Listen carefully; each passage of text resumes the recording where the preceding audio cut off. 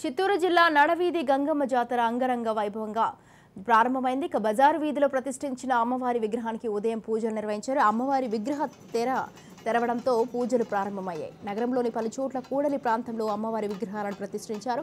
అమ్మవారికి అంబళ్ళు, పొంగలు నైవేద్యం సమర్పించడానికి భక్తులు బారులు తీరారు. చిత్తూరులో గంగ జాతర 2 రోజుల పాటు వైభవంగా జరగనుంది. కుప్పంలో వెలసిన శ్రీ ప్రసన్న తిరుపతి గంగమ్మ జాతరకు భక్తులు పెద్ద సంఖ్యలో పోటెత్తారు. జాతరలో ముఖ్యమైన అమ్మవారి శిరస్సు ఊరేగింపులో పాల్గొనేందుకు కుప్పం పరిసర ప్రాంతాలతో పాటు కర్ణాటక, తమిళనాడు నుండి వేలాది మంది భక్తులు తరలివచ్చారు. భక్తుల రాకతో కుప్పం పట్టణం జనసంద్రాన్ని తలపించింది.